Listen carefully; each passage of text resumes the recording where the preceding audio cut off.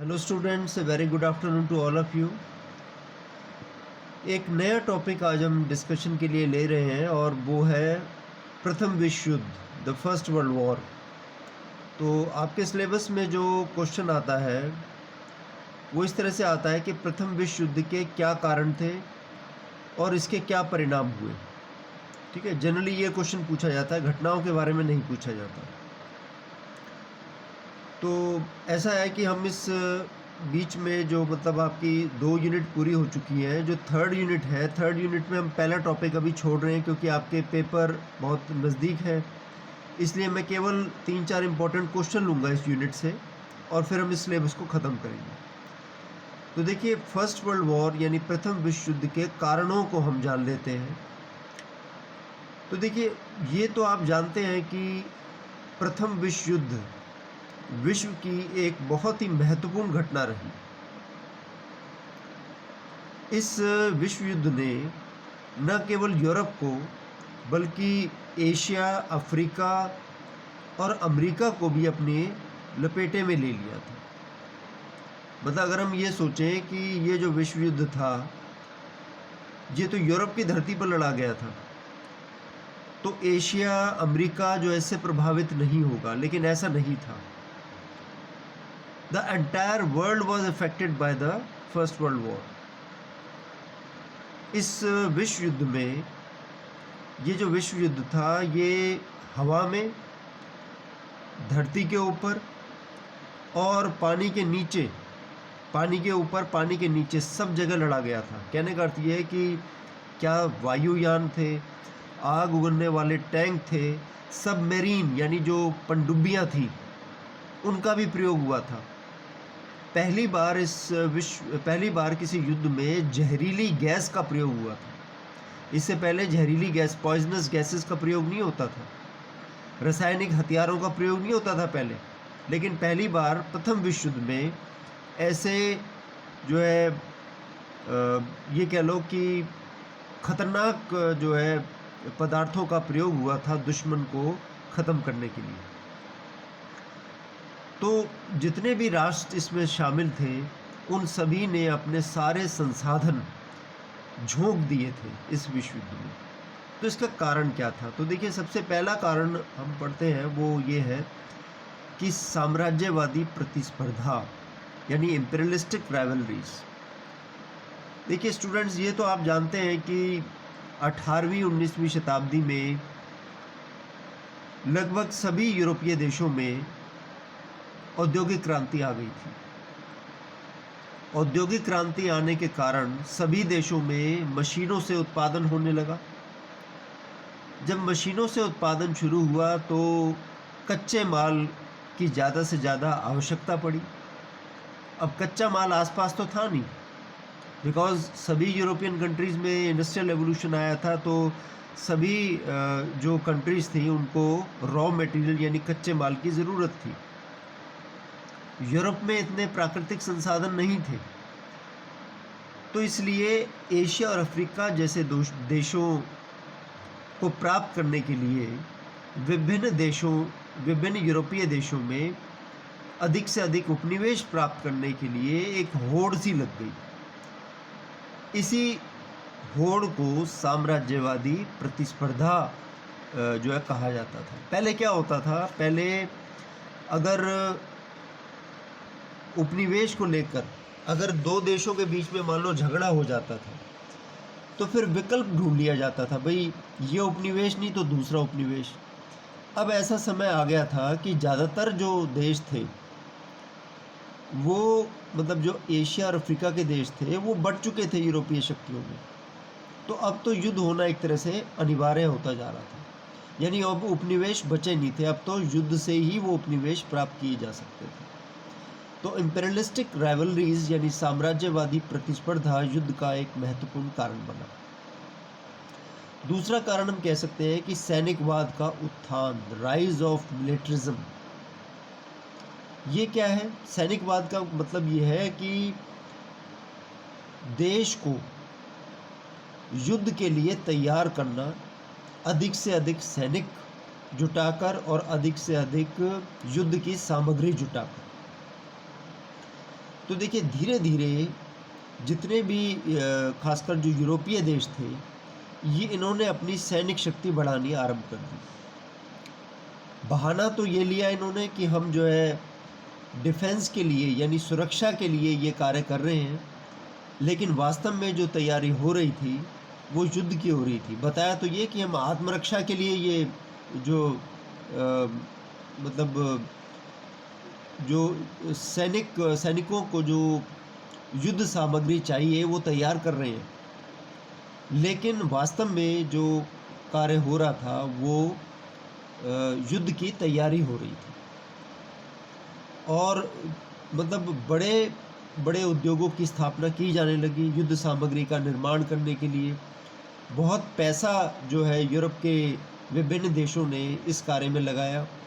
अगर एनालिसिस किया जाए तो डिफेंस पर जो एक्सपेंडिचर था यानी सेना को बनाए रखने में और सेना को मेंटेन करने में जो खर्चा होता था, यूरोप के विभिन्न देशों का एक अनुमान लगाया गया, तो डिफेंस एक्सपेंडिचर में बढ़ोतरी देखी गई है सभी देशों में। इस होड़ को रोकने के लिए यानी हथियारों की इस होड़ को रोकने के लिए कई बार सम्मेलन भी बुलाए गए, लेकिन वो अपने उद्देश्य में असफल रहे। जैसे आजकल हम बात करते हैं एनटीबीटी की, सीटीबीटी यानी सीटीबीटी का मतलब होता है कॉम्प्रिहेंसिव टेस्ट बैन ट्रीटी, मतलब न्यूक्लियर टेस्ट ना करें देश, क्योंकि हानिकारक है। लेकिन उस समय जो प्रयास किए गए यानी शस्त्रों के निर्माण, अस्त्र शस्त्रों के निर्माण में वो प्रयास असफल हुए। तो देखिए जैसे जैसे विभिन्न देशों को एक दूसरे की शक्ति का पता लगा तो उनके बीच में कटुता बढ़ने लगी। जैसे देखिए आज के टाइम में इंडिया पाकिस्तान के का जो संघर्ष है, कई बार पाकिस्तान कोई नई मिसाइल बना लेता है तो इंडिया को लगता है कि इसने ये मिसाइल बना ली, हमें भी एक तैयार करनी चाहिए। इसी तरह से इंडिया अगर कोई मिसाइल बनाता है तो पाकिस्तान के लोगों को इस प्रकार से लगता है। तो कहने का अर्थ यह है कि धीरे धीरे कटुता बढ़ती चली गई राष्ट्रों में। ये प्रथम विश्व युद्ध का कारण बनी। इसके बाद अगला जो कारण है वो है जर्मनी द्वारा शक्ति प्राप्त करने का प्रयास। तो देखिए ये सारी बातें जो हम कर रहे हैं ये चल रही थी, और इधर जर्मनी जो है वो धीरे धीरे विश्व शक्ति बनने का प्रयास कर रहा था। जर्मनी का जो उस समय सम्राट था कैसर विलियम द्वितीय, 1888 में वो जर्मनी का सम्राट बना। आप जानते हो कि जर्मनी का एकीकरण 1871 में हो गया था, और एकीकरण के पश्चात फिर जर्मनी का जो है विकास हुआ, डेवलपमेंट हुआ। 1888 में कैसर विलियम द्वितीय जर्मनी का सम्राट बना, तो उसने ये घोषणा कर दी कि वो जर्मनी को विश्व की सबसे महान शक्ति बनाना चाहता है। और उसने एक नारा दिया था कि विश्व शक्ति या पतन, वर्ल्ड पावर और डिक्लाइन। इसका मतलब ये है कि जर्मनी या तो विश्व शक्ति बनेगा या उसका पतन हो जाएगा, दो ही ऑप्शन है बस। और क्योंकि जर्मनी उपनिवेश प्राप्त करने की दौड़ में सबसे बाद में शामिल हुआ था, इसलिए उसके हाथ बहुत कम उपनिवेश लगे थे।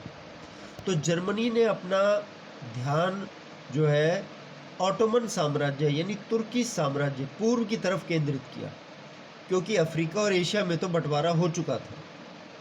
विभिन्न यूरोपीय राष्ट्रों ने आपस में बंटवारा कर लिया था, चाहे वो लड़कर किया हो चाहे वो समझौते से किया हो।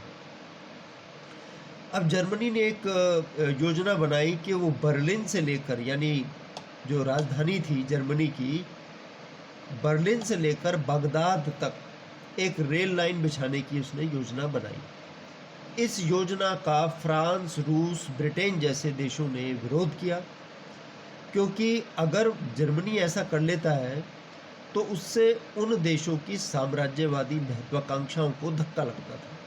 तो ये संघर्ष का कारण बना। बल्कि कई इतिहासकार तो मानते हैं कि बिस्मार्क ने जिस तरह से जर्मनी का विकास किया, जर्मनी को एक विश्व शक्ति के रूप में उभारने का प्रयास किया, ये प्रथम विश्व युद्ध का सबसे महत्वपूर्ण कारण था। इसके बाद अगला कारण हम मान सकते हैं कि संधियां और गुप्त गठबंधन।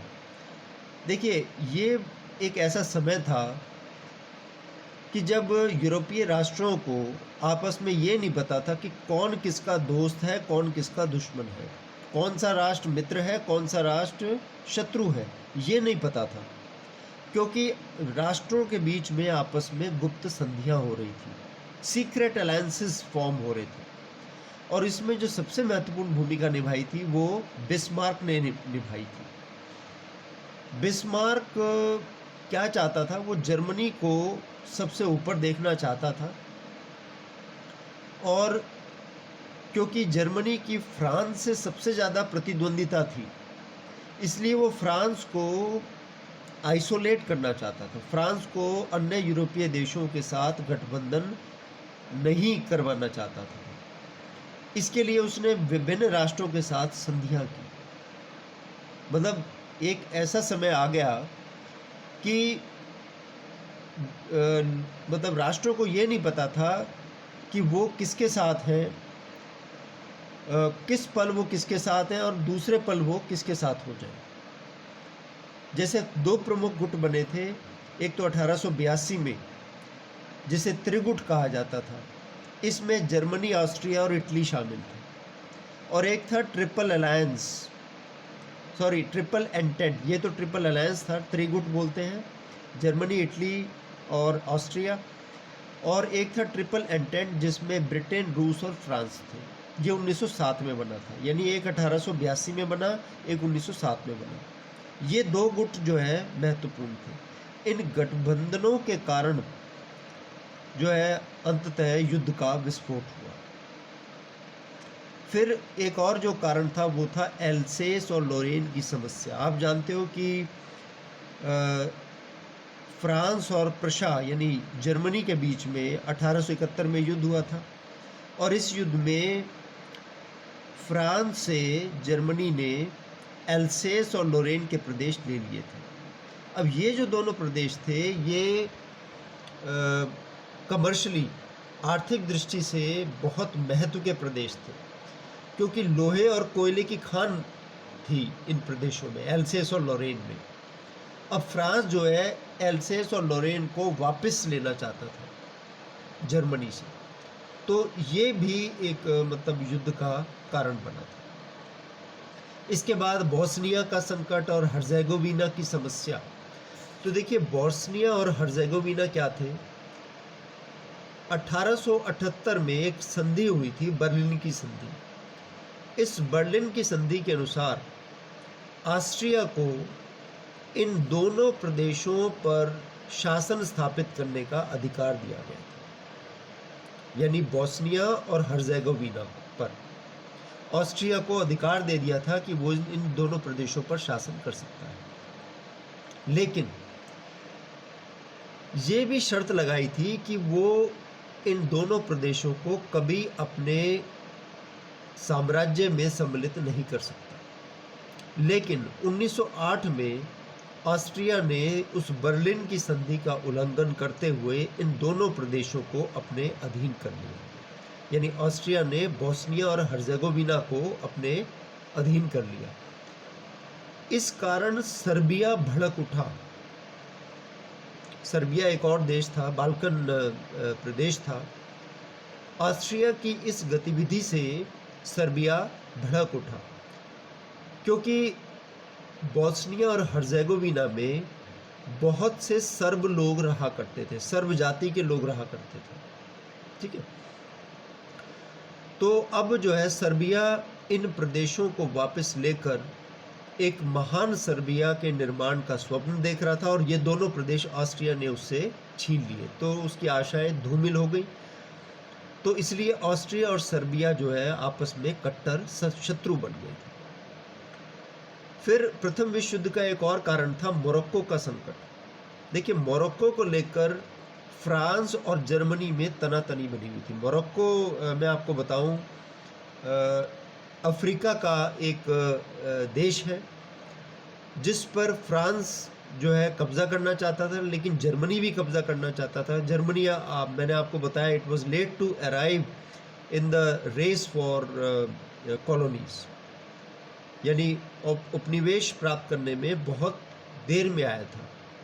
अब देर में आने के बाद वो मोरक्को को नहीं खोना चाहता था, तो इसलिए जर्मनी और फ्रांस में मोरक्को के प्रश्न को लेकर भी तनातनी बनी हुई थी। बाकी फिर नेक्स्ट लेक्चर में हम लोग डिस्कस करेंगे।